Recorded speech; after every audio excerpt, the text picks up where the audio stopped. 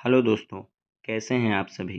दोस्तों, आज का हमारा पहला प्रश्न है, भारत के किस राज्य में मोत्सु महोत्सव मनाया जाता है। दोस्तों, इसका उत्तर होगा ऑप्शन बी, नागालैंड। दोस्तों, नागालैंड में मोत्सु महोत्सव हार्नबिल महोत्सव मनाया जाता है।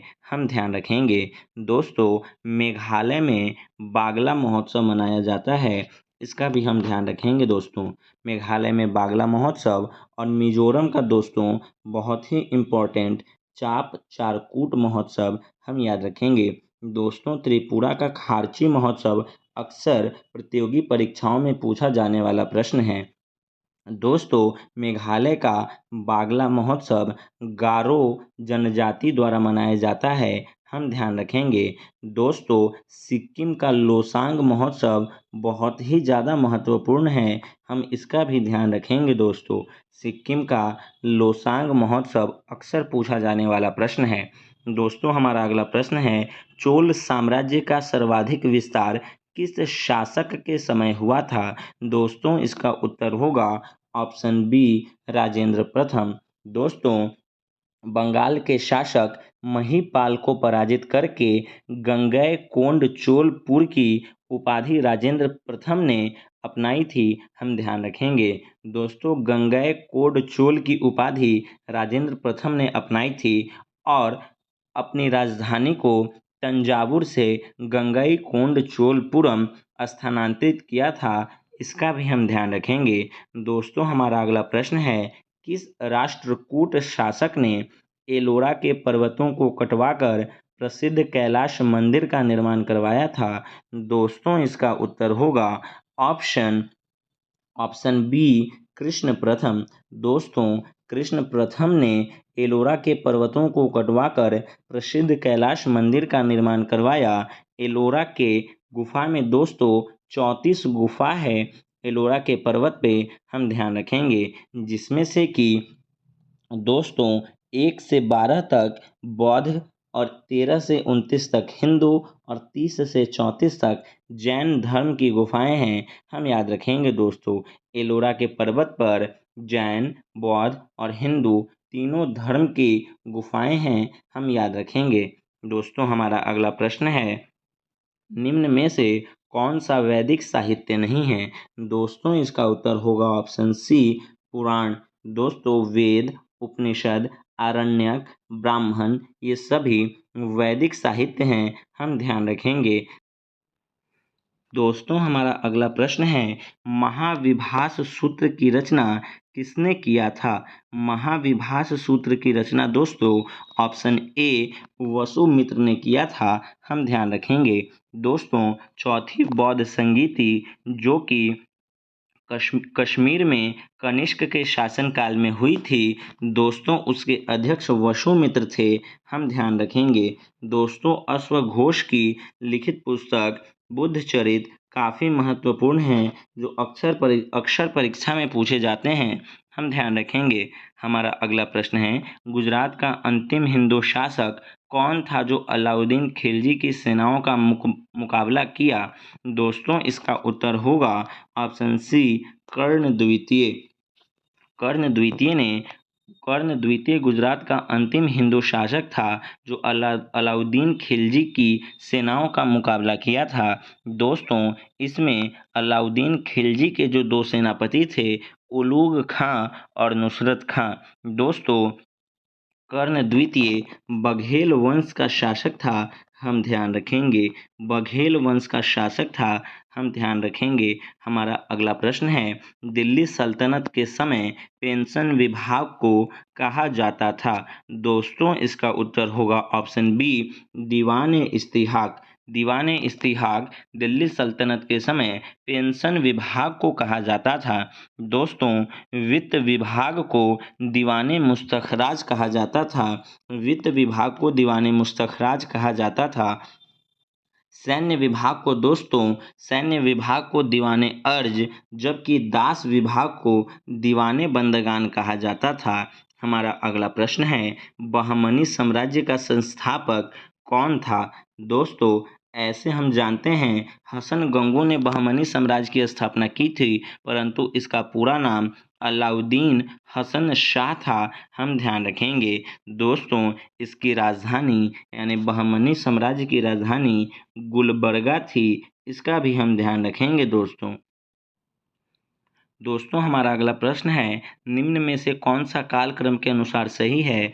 दोस्तों इसका उत्तर होगा ऑप्शन बी, रामानुजाचार्य, रामानंद, गुरु नानक, चैतन्य स्वामी। दोस्तों चैतन्य स्वामी का संबंध पश्चिम बंगाल, गुरु नानक जो कि सिख धर्म के संस्थापक थे, जबकि रामानुजाचार्य का संबंध दक्षिण भारत से है। हम ध्यान रखेंगे दोस्तों। हमारा अगला प्रश्न है, जहांगीर के समय प्रमुख चित्रकारों के विषय में कौन सा कथन सत्य है? दोस्तों इसका उत्तर होगा ऑप्शन डी, 1, 2 और 3। दोस्तों मंसूर जो थे जानवरों और फूलों के चित्र बनाने में निपुण थे, जबकि अबुल हसन एक छवि चित्रकार था। गोवर्धन साधु संतों एवं फकीरों के चित्र बनाने में निपुण था। दोस्तों हमारा अगला प्रश्न है, किस गवर्नर जनरल के समय नर बलि प्रथा प्रतिबंध लगाया गया? दोस्तों इसका उत्तर होगा option A, Lord Hardinge. Lord Hardinge दोस्तों लॉर्ड हार्डिंग के काल में ही प्रथम आंग्ल सिख युद्ध हुआ था, जो कि 1845-46 में हुआ था। हम याद रखेंगे दोस्तों। हमारा अगला प्रश्न है, मुस्लिम लीग का प्रथम वार्षिक अधिवेशन कब हुआ? दोस्तों इसका उत्तर होगा ऑप्शन बी, 1907। ढाका में दोस्तों वर्ष 1906 में आगा खां और सलीमुल्लाह खां ने मिलकर इसकी स्थापना की थी, मुस्लिम लीग की स्थापना की थी। दोस्तों हमारा अगला प्रश्न है, इनकलाब जिंदाबाद का नारा किसके द्वारा लिखा गया था? दोस्तों इसका उत्तर होगा ऑप्शन सी, हसरत मोहानी। दोस्तों अगला प्रश्न है, अखिल भारतीय किसान सभा का गठन किया गया था? दोस्तों इसका उत्तर होगा ऑप्शन ए, 1936 में। दोस्तों 1936 में लखनऊ में अखिल भारतीय किसान सभा का गठन किया गया था। इसके प्रथम अध्यक्ष सहजानंद सरस्वती थे। हम ध्यान रखेंगे। हमारा अगला प्रश्न है, निम्नलिखित में से किस भारतीय नेता ने खिलाफत आंदोलन का समर्थन नहीं किया था? दोस्तों ऑप्शन बी होगा मदन मोहन मालवीय ने। दोस्तों इन्होंने खिलाफत आंदोलन में कांग्रेस की भागीदारी का विरोध किया था। हम ध्यान रखेंगे दोस्तों। हमारा अगला प्रश्न है, nm² kg-2² निम्नलिखित में से किसकी एसआई इकाई है? दोस्तों इसका उत्तर होगा ऑप्शन ए, गुरुत्वाकर्षण के सार्वभौमिक नियतांक की। हमारा अगला प्रश्न है, निम्नलिखित में से किस जोड़े की दिशा हमेशा एक समान होती है? दोस्तों इसका उत्तर होगा ऑप्शन सी, बल और त्वरण। दोस्तों हमारा अगला प्रश्न है, निम्नलिखित में से त्वरण के मान को गुरुत्व के कारण प्रभावित नहीं होती है? दोस्तों इसका उत्तर होगा ऑप्शन ए, द्रव्यमान। इसका उत्तर होगा ऑप्शन ए, द्रव्यमान। दोस्तों हमारा अगला प्रश्न है, निम्न परिस्थितियों में से किसमें कार्य नकारात्मक बल द्वारा किया गया है? दोस्तों इसका उत्तर होगा ऑप्शन सी, जब कोई वस्तु बल की दिशा की विपरीत दिशा में स्थानांतरित होती है। दोस्तों हमारा अगला प्रश्न है, गति का पहला समीकरण निम्न में से किसके बीच संबंध दर्शाता है?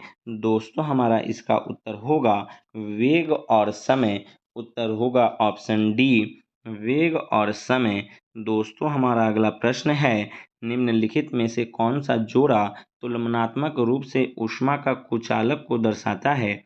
दोस्तों इसका उत्तर होगा ऑप्शन बी, पीबी और एचजी यानी लेड और पारा। दोस्तों हमारा अगला प्रश्न है, 25 डिग्री सेल्सियस पर विभिन्न माध्यमों में ध्वनि की चाल के बारे में निम्नलिखित में से कौन सा कथन सही है? दोस्तों इसका उत्तर होगा ऑप्शन ए, केवल एक। जल में ध्वनि का चाल 1531 मीटर स्क्वायर होता है। हम ध्यान रखेंगे, जबकि हवा में ध्वनि की चाल 343.59 मीटर सेकंड होती है। यह भी ध्यान रखेंगे। हमारा अगला प्रश्न है, रेत और चीनी का मिश्रण डैश का उदाहरण है। दोस्तों इसका उत्तर होगा ऑप्शन डी, विजातीय मिश्रण। दोस्तों हमारा अगला प्रश्न है, कार्बन डाइऑक्साइड के 1 मोल में होते हैं। इसका उत्तर होगा ऑप्शन बी, कार्बन डाइऑक्साइड के 1 मोल में 6.022 गुणे 10⁻²³ अणु होते हैं। हम याद रखेंगे। हमारा अगला प्रश्न है, विलेय और विलायक के समांग मिश्रण को क्या कहा जाता है? दोस्तों इसका उत्तर होगा ऑप्शन डी, विलयन। दोस्तों इसका उत्तर होगा ऑप्शन डी, विलयन।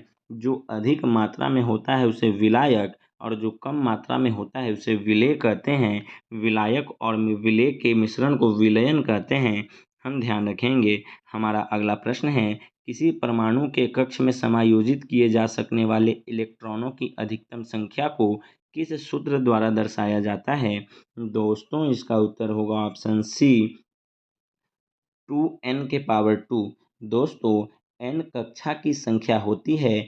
हम ध्यान रखेंगे और इसे बोरबरी थ्योरी के अनुसार कहा गया है। हमारा अगला प्रश्न है, प्रोटियम में कितने न्यूट्रॉन मौजूद होते हैं? दोस्तों हमारा अगला प्रश्न है, प्रोटियम में कितने न्यूट्रॉन मौजूद होते हैं? इसका उत्तर होगा ऑप्शन ए, 0।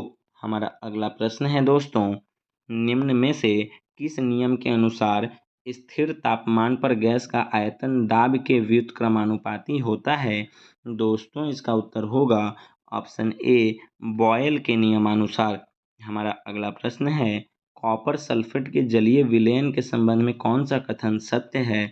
दोस्तों नीले लिटमस को यह लाल कर देता है। हम ध्यान रखेंगे। और दोस्तों मंड को यानी स्टार्च को नीले लिटमस में बदल देता है। हम यह ध्यान रखेंगे। नीले काले रंग का कर देता है। हम ध्यान रखेंगे।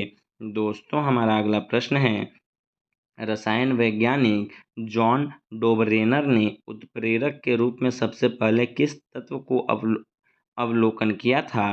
दोस्तों इसका उत्तर होगा ऑप्शन डी, प्लेटिनम का। दोस्तों हमारा अगला प्रश्न है, निम्नलिखित में से कौन सा कवक डबल रोटी के निर्माण में प्रयोग किया जाता है? दोस्तों इसका उत्तर होगा ऑप्शन ए, सैक्रोमाइसेस। दोस्तों कवक में भोजन ग्लाइकोजेन के रूप में संचित रहता है। हम ध्यान रखेंगे। हमारा अगला प्रश्न है, प्रयोगशाला में प्रयोग होने वाला लिटमस पेपर किस लाइकेन से प्राप्त होता है? दोस्तों इसका उत्तर होगा option D, Rosella. Rosella lichen से दोस्तों लिटमस पेपर प्राप्त होता है, जबकि बाकी अन्य लाइकेन यानी लोबेरिया, इरवेनिया और रेमेनिला, इन सभी का प्रयोग दोस्तों इत्र बनाने में होता है। हम ध्यान रखेंगे। हमारा अगला प्रश्न है, निम्नलिखित में से कौन सी उत्तक का अंतरकोशीय क्षेत्र बड़ा होता है? दोस्तों ये सभी उत्तक पादप उत्तक हैं। हम ध्यान रखेंगे। और इसमें पैरेन्काइमा का उत्तक अंतरकोशीय क्षेत्र बड़ा होता है। हम ध्यान रखेंगे। हमारा अगला प्रश्न है, निम्नलिखित में से कौन सा जीव अत्यल्प विकसित बच्चों को जन्म देती है? दोस्तों उत्तर होगा ऑप्शन डी, कंगारू। दोस्तों ऑस्ट्रेलिया का राष्ट्रीय पशु कंगारू है। हम ध्यान रखेंगे। दोस्तों अंगोरा नामक महंगा ऊन खरगोश से बनाया जाता है। हम इसका ध्यान रखेंगे। हमारा अगला प्रश्न है, निम्नलिखित में से किस पशु में छोटी आंत सबसे छोटी होती है? दोस्तों इसका उत्तर होगा ऑप्शन डी, शेर।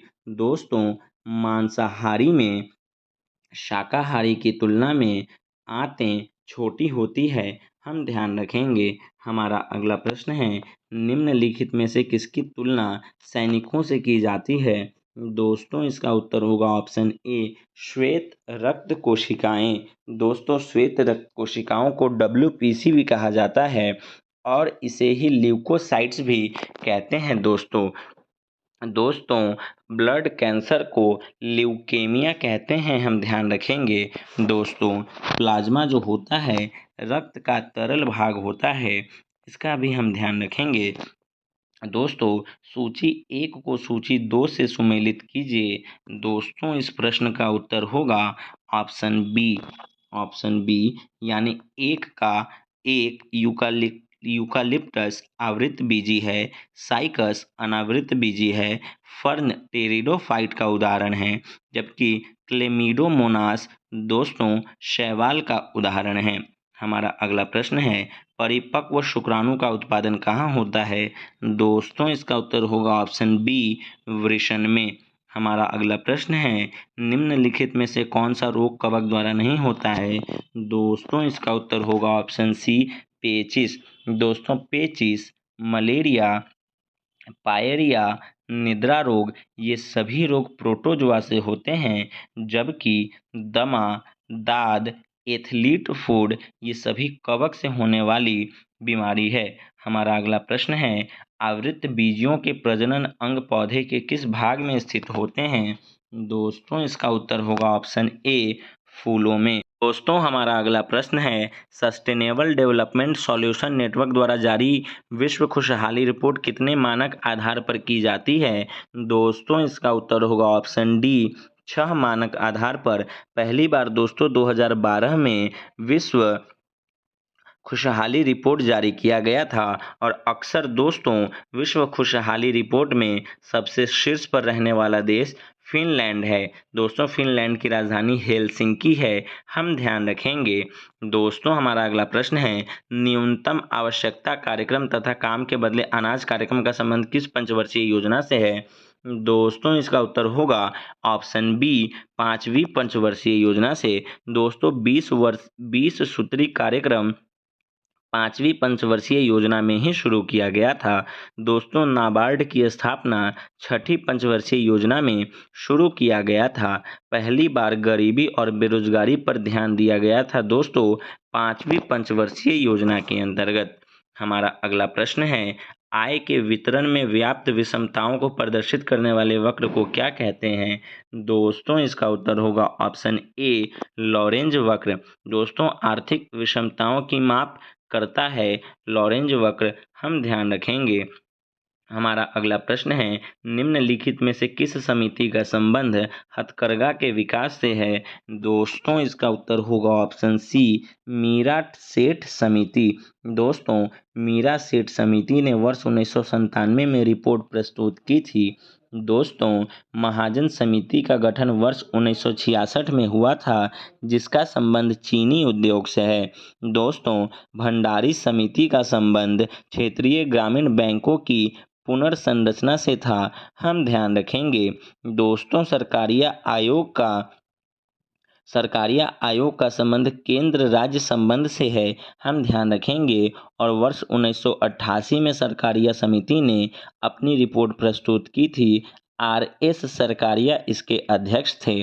दोस्तों भंडारी समिति का स्थापना 1994-95 में किया गया था, हम ध्यान रखेंगे।